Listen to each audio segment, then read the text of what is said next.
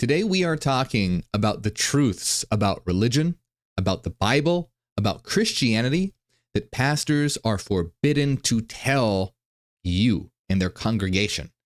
And this is incredibly important because this information that's been barred is actually the exact kind of information that would unite world religions and help us move to a more united world.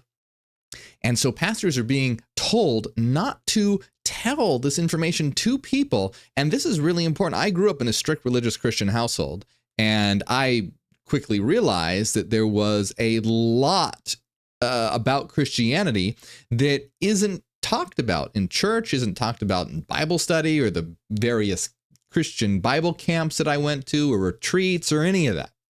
So this is really important information that you need to hear about, and it's not only just important for you, but for us as a world, society, to be able to come together and stop the divisive aspect of religion that keeps us separated and learn these truths so that we can become more united. That's what we're talking about today, the forbidden truths about Christianity, about the Bible, and about religion in general that pastors aren't supposed to talk about. It's going to be good. So we're getting started right away. But as always, please like and subscribe. It helps out a lot. And, it helps the algorithm spread this information around. And we're all about getting this information out there, raising consciousness. So just hit like. It takes just a second. And I appreciate it very much. Also, some announcements. I will be releasing a book series this year. I'm extremely excited about it. It will be outlining the Neogenian system, so make sure that you keep your eyes open. I will be releasing more information about this as time goes on. Also, news update, you can find my videos now on Spotify. I have a podcast on Spotify called Dawn of the New Earth, where you can find these videos. Spotify has videos. So go over there, give me a follow. I appreciate it. Helps out. Let's see. Oh, yes. Be aware that there are scammers in the comments and just all over social media. People pretending to be me, saying to join my WhatsApp, join my Telegram. It's a bunch of BS. Don't fall for it. It's not me. I don't have a WhatsApp. I don't have a Telegram. Also, there are people in groups out there who don't like what I'm doing and don't like what we're doing, and they are spreading a lot of disinformation about me and our group and what we do. So as always, use logic and reason and don't fall for the BS. All right, here we go, my friends. This is really important stuff. Like I said, I grew up in a strict religious Christian household. I have RTS, religious trauma syndrome, which still affects me to this day. Not as bad, of course. I've gotten over a lot of it, but it still has some lingering effects. Religion is extremely damaging when it's taken the way that the church presents it as. And so we're going to be taking a look at the experiences of a pastor who was forbidden to tell his church certain truths. And we're going to see exactly what these truths are. What is being hidden from the church, what is being hidden from you, and what is being hidden from the world. This is important stuff. So let's start right away. And I want to show you guys that I am going to be reading some excerpts from an article on medium.com.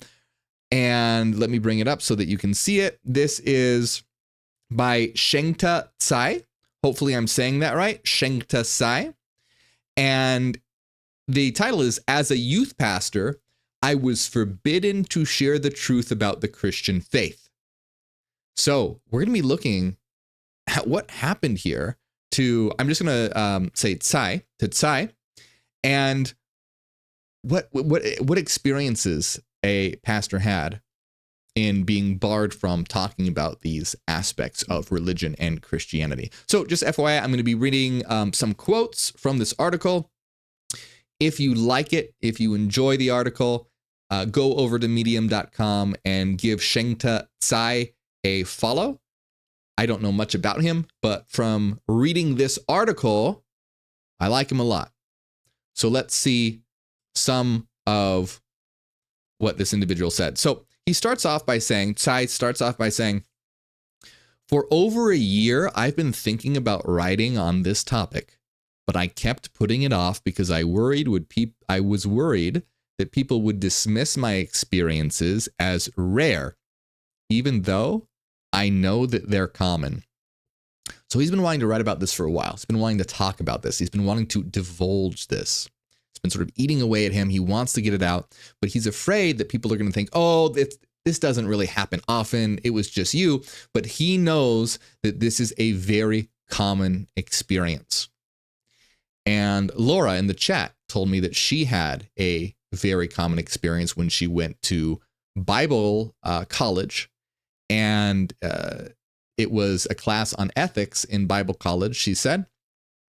And I forget exactly what her professor told her, but something along the lines of, sometimes you have to lie to your congregation. And Laura, of course, did not like that at all, as one wouldn't. It's quite eye-opening to see how much corruption exists within the church. So let's continue here to see what Tsai has to say. Tsai says, recently I watched a YouTube video with snippets of interviews featuring Bible scholars. They pointed out that pastors often pick and choose what they share with their congregations. And yeah, this is absolutely true. But this goes beyond. I think most of us know that people who subscribe to religion often pick and choose. They pick and choose what verses to believe in and which ones to disregard. But this goes beyond just cherry picking verses in the Bible, what we're talking about here. Tsai says, why is that? How come they don't tell their congregation the whole truth? Why do they pick and choose? If what pastors learn in seminary is solid and backed by academia, why can't they freely share it with their congregation? And this is a very good point. And we're going to see that really religion has nothing to do with truth. It's all about dogma and listening to authority and control. It's about dogma, fear, control. It's a control mechanism. It has nothing to do with truth. In fact, it's anti-truth. It's the opposite of truth. It's blinders. It's propaganda to keep you in line, keep people in line as sheep in a flock to be herded around and fleeced. Now, Tsai says, according to the Bible scholars in the video, it's because some of these facts don't exactly fit with what many Christians already believe. And many pastors are afraid that if they start shaking things up too much, they risk shaking people's faith in Jesus. Quote, they don't need to know that. So essentially what they're saying here is that they pick and choose what to tell their congregation because certain truths don't align with what people believe in. And they're afraid that these truths will jeopardize their faith. And this goes to show you how religion is not about truth. Religion is about belief and control. So, Tsai continues, back when I was in seminary studying pastoral theology, it was a common refrain from our lecturers, many of whom were pastors themselves. Quote, be careful what you share with your congregation. That's what his lecturers in his classes would say. They stress the importance of considering the varying levels of spiritual maturity among Christians and cautioned us against rocking the boat with new or challenging ideas. The fear was that if we exposed our flock to information that didn't align with their current beliefs, we could cause them to stumble in their faith.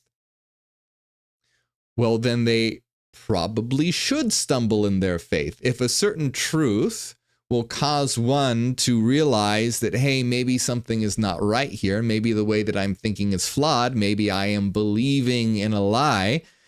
Truth is what should be the goal, not just belief for the sake of belief.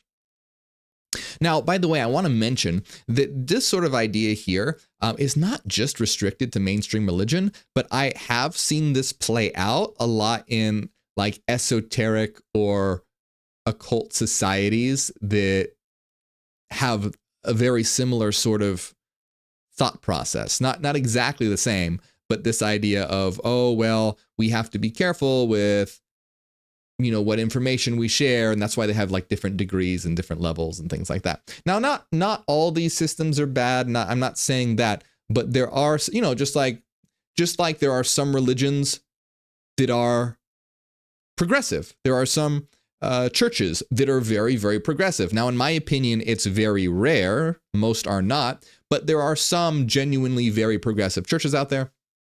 Just like I think there are some genuinely very progressive societies or orders possibly out there.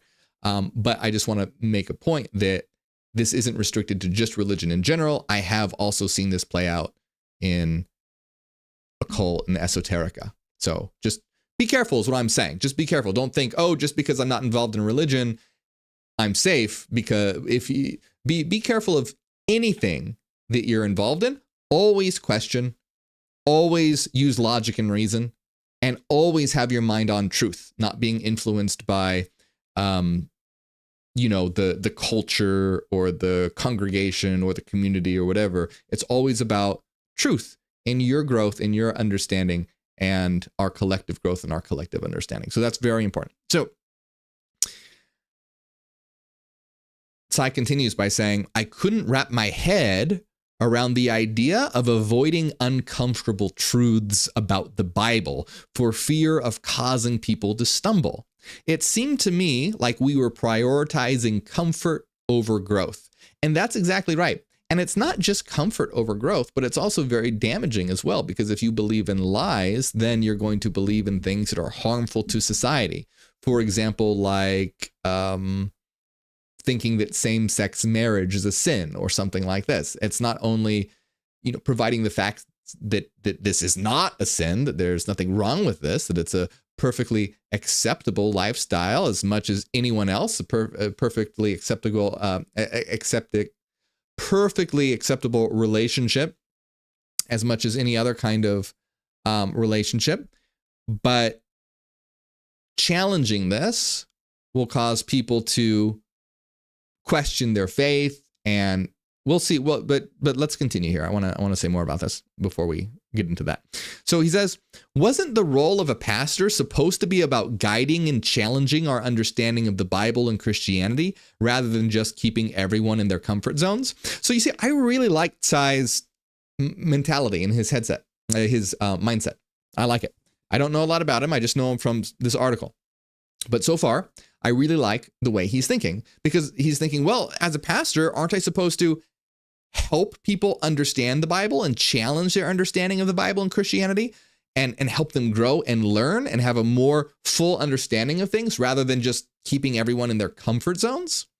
And I think that's exactly how it should be. I wish that we had more. Religion wouldn't be as big of a problem as it is now if pastors had the mindset that Tsai has, where today pastors are simply about, it's just repetition and conditioning and control. If you ever go to church, it's just the same thing over, love Jesus, follow Jesus, don't sin, list of rights and wrongs, etc.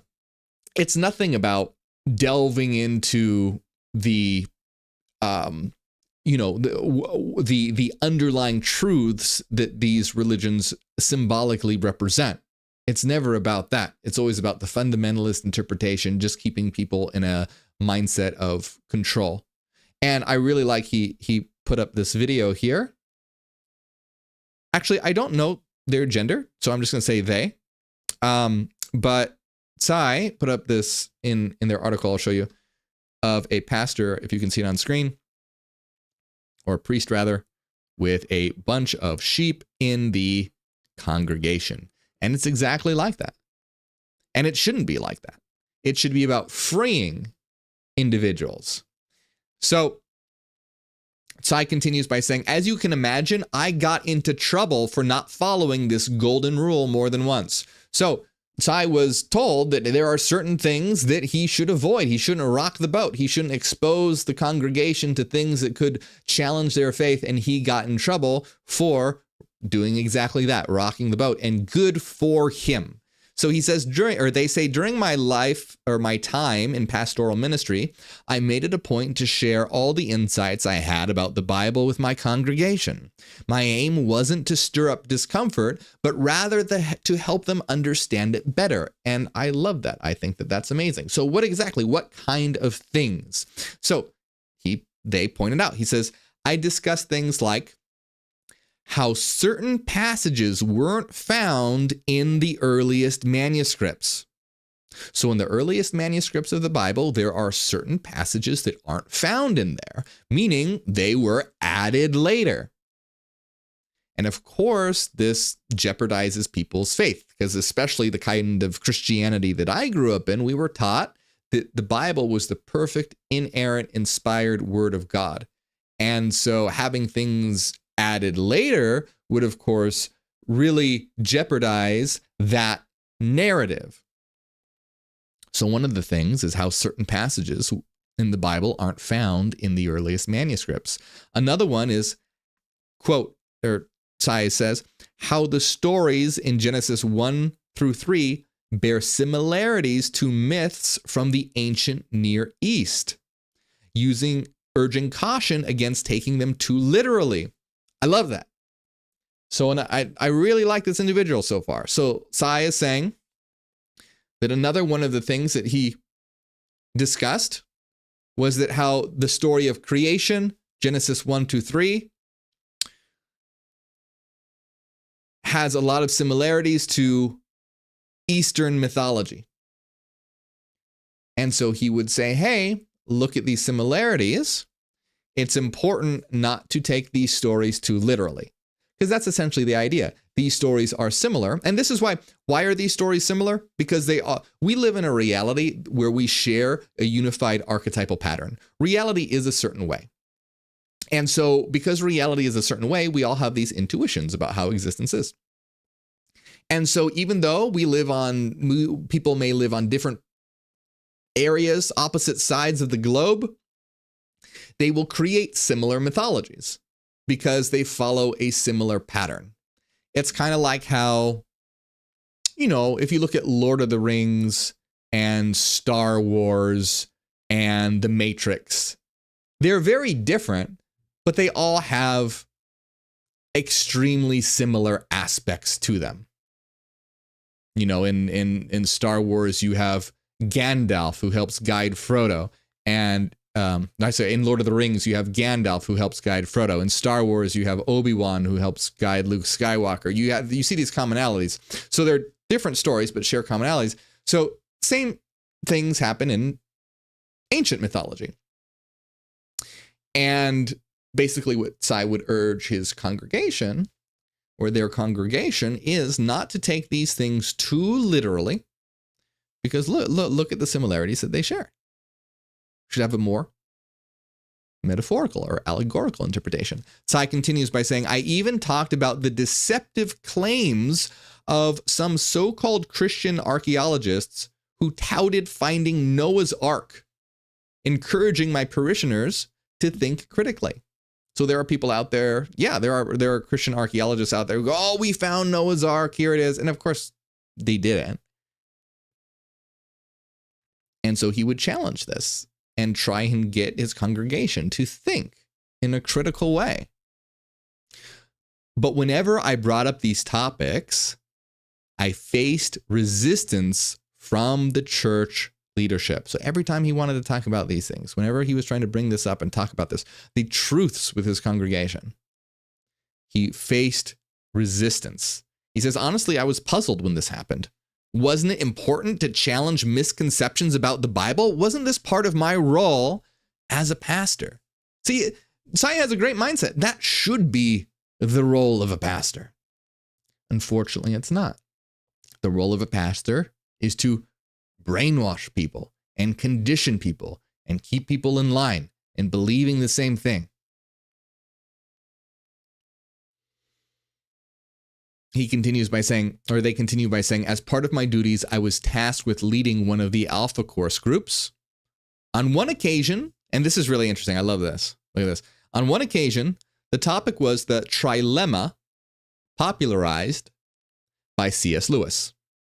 The gist of it is that Jesus, who claimed to be God, could only be one of three things: either a liar, a lunatic, or exactly who he claimed to be, God.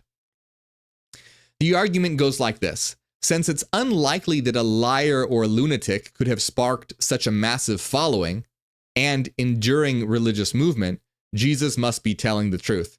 So we're going to look at that. First of all, that's awful. That's an awful argument. That's a terrible argument.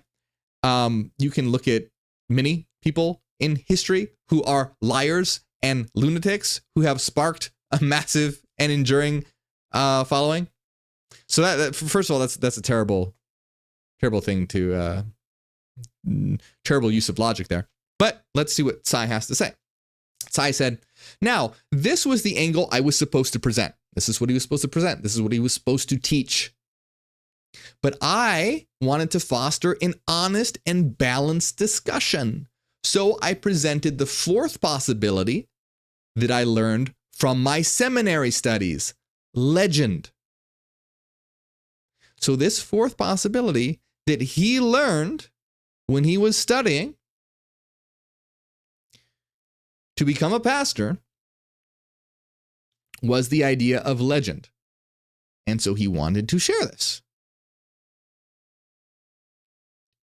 Tsai says, basically, it's the idea that maybe some of the passages in the Gospels about Jesus claiming to be God is more like a legend than a historical fact. But I made sure to emphasize that this option isn't very likely because the gospel accounts are pretty solid and trustworthy. So I like Tsai. Tsai, I wish we had more people like Tsai. So Tsai believes that these things really happened, but he's being honest. He's presenting the possibility, hey, you know what? This could all be a legend. This could all be mythology. And it's true. It could. Now, my personal opinion is I believe that Jesus Christ really existed and was a historical individual. I don't believe that his name was Jesus, and I do not believe that he did any of the miracles ascribed to him. I believe that he was likely a highly enlightened individual who understood intuitively that reality was a unity and that we are fragments of the one experiencing itself. And so I believe he wanted to help people learn to treat each other with kindness and live in a more unified way. That's what I believe. And then his message was sensationalized and twisted and completely altered into what we have today. Do I know that that's true? No, I don't know that's true, but that's what I believe. I think that there is good evidence that that an individual like this existed, but he did not do any of those miracles or anything like that. But I love that Tsai is presenting this information in a rational and logical way. Hey, this is a possibility. This is an option. Tsai continues by saying, during that discussion, my supervisor, who was also there, stayed quiet the whole time. So he had a supervisor watching him. He was quiet the whole time. But once the meeting wrapped up, he pulled me aside and scolded me for bringing up the fourth option, the possibility that it could be a legend. Quote, "They did not need to know that. Why did you have to complicate the issue? Just stick to the curriculum." So you can understand here that Tsai was probably very confused. Tsai thought that his role was to present the Bible in the most accurate and truthful way possible. But that's not the case. As a pastor, the job is to present the Bible in a way that people are comfortable with and familiar with, and that maximizes control. So I'm going to skip a little bit, quite a bit here. If you want to know more about what Tsai said, go read his article, but I'm skipping a big chunk where he talks about they brought in a petition to sign a petition against same-sex marriage and how he didn't want to sign it, but he was pressured, and there's the risk of him losing his job, losing his position. There's a lot of really good information in there. So go check out the article if you want to read the rest of that. But I'm going to skip quite a bit here. So Tsai says, I used to believe that the seminary I attended was quite open-minded. We had professors and guest speakers with diverse theological perspectives, some fully supportive of LGBTQ rights. However, shortly after I graduated, the Board of Governors imposed a new rule. They required all faculty members and senior administrators to sign a moral vision statement affirming that marriage is strictly between a man and a woman. Those who refused to sign were barred from teaching or working on campus. Talk about censorship. Apparently, even seminary students were deemed too fragile to handle alternative viewpoints. And this is something that I do try to get across to people, is that one has to be very, very careful, because if you go to church, like the types of churches that I went to, they may seem very accepting. You may be a member of the LGBTQ community or whatever, and they might seem very accepting. Oh yeah, come on in. We love you just the way you are. You're great, and we're accepting. Blah blah blah. Yeah, that's what it may be like for a little while, but after you start getting deeply involved, then it starts coming out, you know what? Hey, I just wanted to tell you that, you really are living in sin. And if you pray to Jesus, Jesus will give you the strength to walk away from the sinful path that you're on. And then a lot of pressure will happen, and a lot of mind games will happen. And, I know this because I grew up in a Christian household, and I went to these different churches, and I had this sort of, behind the scenes experience of like, oh yeah, make sure that you're accepting to these people, but they are living in sin, and it's not acceptable, etc. So I believe that there are some genuine progressive churches out there, and people like Tsai. I like Tsai a lot. But the experiences that I have had, and a lot of religious institutions out there, you have to be careful, because they'll seem like the nicest people and bake you cookies and say you're accepted all day long. But then when you turn away for a second, they're going to get a bill passed that takes your rights away. And you can see that happening right now all around us. So Tsai says, it took me a long time to grasp that Christianity wasn't primarily about seeking truth, but rather about controlling the narrative. It's exactly what we've been saying. It's not about truth, it's about control. Christianity wasn't primarily about seeking truth, but rather controlling the narrative and ensuring conformity among Christians. Conformity, control, fear. Once I recognized that I didn't belong in that environment, I made the decision to leave. I like Tsai a lot. I wish that we had more people with his perspective involved in religion. Because imagine all the atrocities that are occurring in the world that are based fundamentally and rooted in religion would begin to melt away. Because when you have the understanding that, hey, there's a lot of similarities between myths, and maybe we shouldn't take things so literally, that's when you begin to realize that everything is founded on an underlying truth. It's just expressed in a variety of ways. And so these very ideas that are being barred from congregations, that's barred from church, that pastors are being told not to talk about, are exactly the things that would unite us. We need to get people to realize that religion is an expression. It's an archetypal expression. It is a mythological expression. And underneath it all religions share the same root. All religions share the same framework, but it gets expressed in mythology in various ways. And when it's taken as fundamentally true, then you have people who end up going to war with each other because they believe in the supremacy of their God or their religion, etc.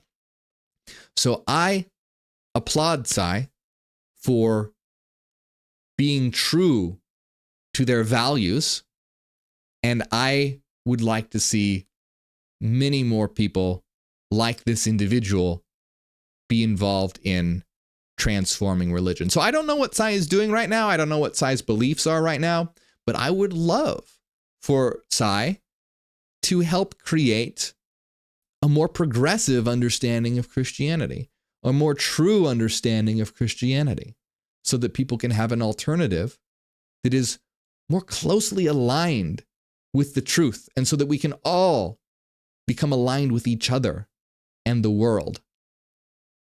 So I hope you enjoyed this, my friends. This is really important stuff. Like, honestly, this is one of the biggest obstacles in the world, is the damage and division that religion causes, and the attitude that Psy has. I mean, first of all, I applaud them for revealing this and talking about this, because the more people that talk about this, the more that we understand that people are having the wool pulled over their eyes.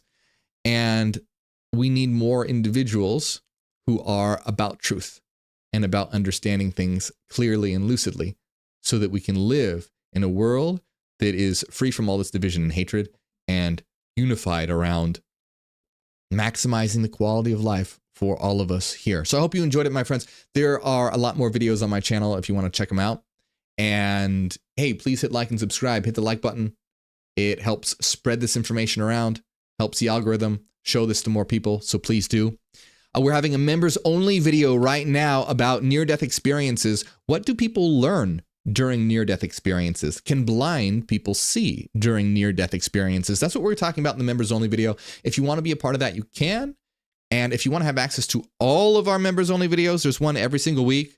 Support on patreon.com/MorgueOfficial, or tier 2 or higher by hitting the join button right below this video. It really helps out a lot. I appreciate it a bunch. It's how I'm able to create my videos, and it helps me create bigger and better content. But hey, remember, this isn't church, so don't feel obligated to support monetarily. You don't have to. There are plenty of free ways you can support, like I said, by liking and subscribing, but I do want to shout out those who do support. Appreciate it very, very much. Shout out to Renaissance Fairy, Cassidy, Angela, the Halloween Mom, DB, Fashida, Enki, Nusalina, Masam, Eric Fire, Christopher Smith, The Eternal Empire, and everyone else. Thank you very much.